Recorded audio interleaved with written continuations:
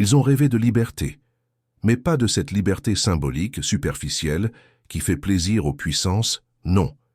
Ils ont rêvé d'une vraie souveraineté, d'une terre rendue à son peuple, d'écoles qui enseignent l'histoire authentique, d'économies libérées de la domination coloniale. Ils ont rêvé de la fin de l'impérialisme, du néocolonialisme, de la dépendance. Et pour cela, ils ont été éliminés, assassinés, renversés, réduits au silence. L'histoire officielle parle de tragédie, de accident, ou fait semblant que cela n'a jamais eu lieu. Mais aujourd'hui, dans cette vidéo, nous allons faire ce que beaucoup redoutent, nommer les coupables, honorer les résistants, et comprendre pourquoi tant de leaders africains ont été tués après avoir défié le vrai pouvoir. Alors avant de plonger dans cette vérité brutale, abonne-toi à la chaîne, active la cloche et partage cette vidéo à ceux qui doivent connaître l'histoire réelle de l'Afrique. Tout commence en 1960, avec un nom presque effacé des mémoires africaines, Félix Roland Moumié. Leader de l'Union des populations du Cameroun, il osait contester frontalement l'autorité coloniale française. Il ne voulait pas d'une indépendance fictive, mais d'une libération réelle, politique et économique. Pour cela, il était devenu l'ennemi numéro 1 des services secrets français. À Genève, en Suisse, un agent de la SDECE, service secret français, l'empoisonne au thallium. Moumié agonise plusieurs jours dans le silence des hôpitaux suisses. Il meurt le 3 novembre 1960, sans faire de bruit dans la presse internationale. Son meurtre fut couvert, justifié, oublié. Mais son rêve restait vivant.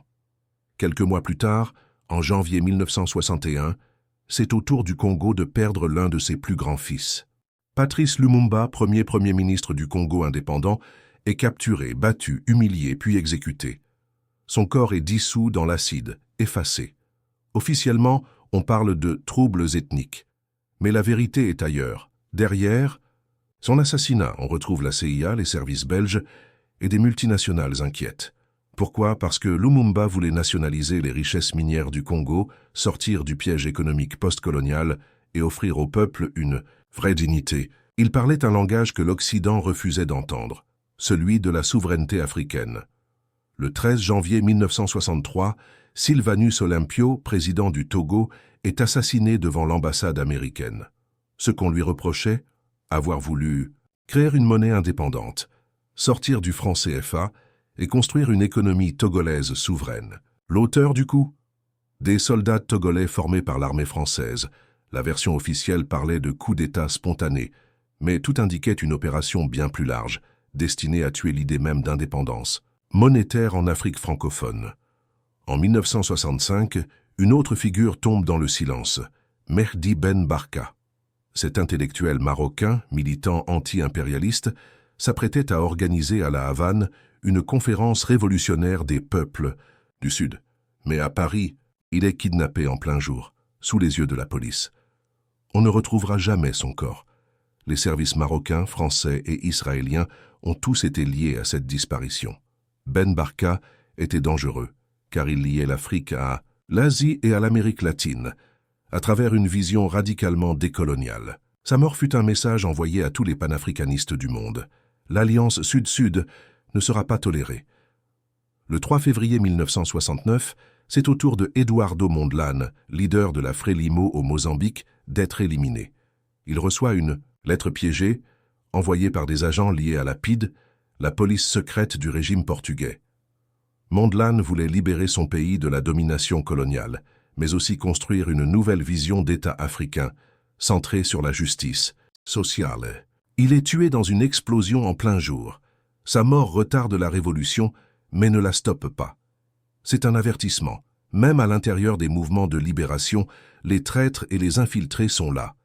Puis vient Amilcar, Cabral assassiné le 20 janvier 1973. Fondateur du PAIGC, il avait réussi à unifier Guinéens et Capverdiens dans une même lutte. Cabral était plus qu'un leader politique. C'était un penseur, un stratège, un poète de la Révolution. Il parlait de décoloniser l'esprit avant de libérer les territoires. Il est tué à Conakry par des éléments infiltrés dans son propre mouvement avec le soutien indirect des services portugais. Sa disparition n'est pas une erreur, c'est une opération ciblée contre une intelligence panafricaine trop libre. En 1976, le Nigeria est secoué par la mort du général Murtala Mohammed. Président depuis à peine 6 mois, il avait lancé des réformes radicales contre la corruption, les multinationales et les influences étrangères. Le 13 février, il est abattu dans son véhicule, en plein centre de Lagos. La version officielle parle d'une tentative de coup d'État, mais beaucoup soupçonnent l'implication d'acteurs étrangers, dérangés par ses prises de position anti-impérialistes. Puis, en 1980, la voix de Walter Rodney s'éteint dans une explosion. L'auteur de How Europe Underdeveloped Africa, bien que guyanais, avait tissé des liens forts avec les mouvements africains. Il dénonçait l'impérialisme, le racisme structurel, les élites complices. Il meurt à Georgetown, victime d'un explosif dissimulé dans un talkie-walkie remis par un agent du régime. Son combat contre le néocolonialisme avait franchi trop de lignes rouges. En 1986, c'est un président en exercice qui tombe.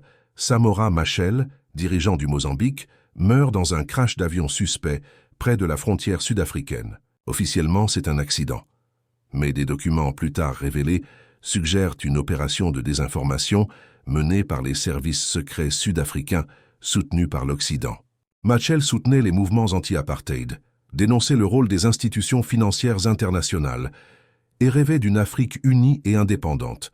Un an plus tard, en 1987, Thomas Sankara, jeune président du Burkina Faso, est assassiné lors d'un coup d'État orchestré par son ancien compagnon d'armes, Blaise Compaoré. Sankara avait réduit le train de vie de l'État, refusé l'aide du FMI, promu l'émancipation des femmes, relancé l'agriculture locale et dénoncé la dette comme une nouvelle forme d'esclavage. Il était devenu un symbole. Et pour cela, il fallait l'éliminer. Le 15 octobre, il est tué avec 12 de ses camarades. Son rêve est brisé, mais son nom devient immortel.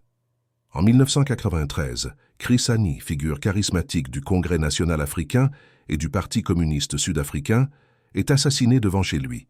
C'était l'un des leaders les plus populaires de la lutte contre l'apartheid, vu comme le successeur naturel de Mandela.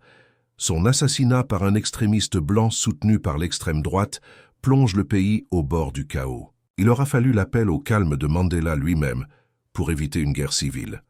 La même année, Melchior Ndadaye, premier président hutu démocratiquement élu du Burundi, est capturé puis assassiné par des militaires Tutsis après seulement 3 mois de mandat. Il incarnait l'espoir d'une transition pacifique, inclusive. Sa mort, le 21 octobre, déclenche une guerre civile sanglante qui dévastera le pays pendant plus d'une décennie. En 1999, Ibrahim Baré Maïna Sara, président du Niger, est tué à l'aéroport de Niamey par des membres de sa propre garde. La version officielle reste vague, mais certains analystes pointent sa volonté de se rapprocher de la Libye de Kadhafi et de résister au diktat économique français. Le scénario se répète. Dès qu'un dirigeant veut sortir du cadre imposé, il devient une cible. En 2001, c'est Laurent-Désiré Kabila, président de la République démocratique du Congo, qui est abattu par l'un de ses gardes du corps. Là encore, on parle de différents personnels. Mais Kabila avait osé s'opposer aux grandes compagnies minières, menacer les intérêts américains et rouvrir le débat sur la souveraineté des ressources. Il avait aussi réchauffé les liens avec les gouvernements anti-impérialistes. Sa disparition marque un tournant tragique. Enfin, en 2011, c'est la chute la plus médiatisée. Mouammar Kadhafi. Détesté par l'Occident, adulé par certains panafricanistes, il avait transformé la Libye en puissance régionale. Son projet de dinar or africain, ses investissements dans l'Union africaine, son indépendance vis-à-vis du FMI faisaient trembler les puissants. En 2011, sous prétexte de protéger les civils, l'OTAN bombarde la Libye. Kadhafi est capturé, lynché, exécuté. Son cadavre est exhibé. Depuis, la Libye est en ruine. Les marchés de migrants et les milices règnent. Une nation souveraine est devenue un désert de chaos. Lorsque l'on observe ce long chapelet de vies brisées, de destins politiques assassinés, une vérité terrible s'impose. Ces hommes n'ont pas simplement été éliminés pour des raisons personnelles ou de rivalité interne, mais pour avoir osé incarner une véritable liberté pour l'Afrique. Leur crime ? Vouloir briser les chaînes invisibles du néocolonialisme, de la dépendance économique et politique à l'Occident. Chaque mort racontent une stratégie globale de maintien d'un ordre mondial inégal. Derrière les discours officiels, souvent teintés de neutralité ou d'indifférence, se cache un véritable système de surveillance, d'infiltration et d'élimination ciblée. Les services secrets, les multinationales, les alliances géopolitiques puissantes ont agi de concert pour maintenir leurs intérêts. Et l'Afrique, elle est devenue un vaste terrain de jeu où la souveraineté politique est une menace, où la parole libre est un danger. Ces leaders ne se sont pas contentés de réclamer une indépendance de façade. Ils rêvaient d'une Afrique qui contrôle ses propres ressources, sa monnaie, son avenir. Un continent qui refuse l'ingérence, qui refuse l'exploitation sous couvert d'aide ou de coopération. C'est pour cela que des systèmes entiers se sont mobilisés pour les faire taire, parfois dans la plus grande impunité. Mais ce qui frappe aussi, c'est la répétition des modes opératoires. Empoisonnement, assassinat politique, crash, d'avions, coups d'État, disparitions mystérieuses. Ces méthodes montrent une volonté systématique de décapiter les mouvements d'émancipation. En éliminant les figures emblématiques, on tente de fracturer les esprits et de disperser les forces. Pourtant, l'histoire prouve que la mort de ces hommes n'a jamais réussi à enterrer leurs idées, car leurs luttes ont traversé le temps, inspirant de nouvelles générations. Les combats de Lumumba, Sankara ou Cabral résonnent aujourd'hui dans les mobilisations pour la justice sociale, pour la décolonisation des savoirs, pour l'indépendance économique. Ils sont devenus des symboles vivants, des repères pour tous ceux qui refusent de voir leur continent réduit à une simple source de matières premières. Il faut aussi souligner que ces assassinats ne sont pas que le fait de puissances extérieures. Parfois, des forces internes, corrompues, complices ou instrumentalisées, ont participé à ces tragédies. Cela révèle une fracture profonde au sein même des élites africaines, souvent divisées entre ceux qui veulent réellement changer les choses et ceux qui préfèrent maintenir un statu quo profitable. La question centrale demeure: pourquoi cette résistance farouche à la liberté réelle? Parce que la liberté politique sans autonomie économique reste un leurre, parce que tant que les grandes puissances contrôleront les ressources et les leviers financiers, l'Afrique restera enfermée dans un cycle de dépendance. Parce que ces hommes ont vu clair dans ce piège et ont voulu l'arracher de force.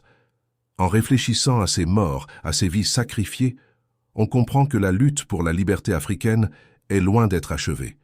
Elle est un combat permanent contre des forces immenses, mais aussi une quête d'identité, de dignité et de justice, et elle nécessite que nous regardions la vérité en face, sans illusion ni compromission.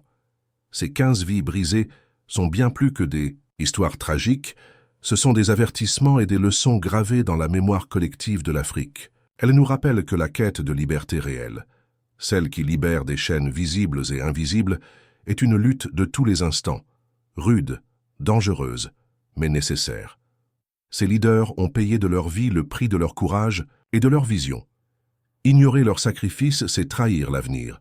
Pour moi, ce récit n'est pas un simple hommage, c'est un appel à reprendre le flambeau. Nous devons nous réapproprier ces histoires, comprendre les enjeux cachés derrière chaque assassinat et faire en sorte que leur combat ne soit pas vain. Dans un monde où la désinformation et l'amnésie sont des armes redoutables, il est vital de préserver la mémoire des héros africains qui ont osé défier l'ordre établi. Je vous invite donc à réfléchir. Quelles sont les chaînes actuelles qui entravent encore l'émancipation de nos peuples? Quels nouveaux leaders émergeront pour reprendre ces luttes? Et surtout, comment pouvons-nous, à notre échelle, contribuer à cette grande bataille pour la liberté, la justice et la dignité? Si cette plongée dans l'histoire vous a parlé, si vous voulez comprendre plus profondément les mécanismes du pouvoir et les vérités souvent cachées, abonnez-vous à la chaîne. Ensemble, continuons à dévoiler ces récits puissants, à questionner, à éveiller les consciences. Partagez cette vidéo, commentez, échangeons, car c'est dans le dialogue que la transformation devient possible. L'Afrique mérite ses héros réels et mémorables, et nous méritons une histoire écrite par et pour nous-mêmes. Ne laissons pas le silence gagner.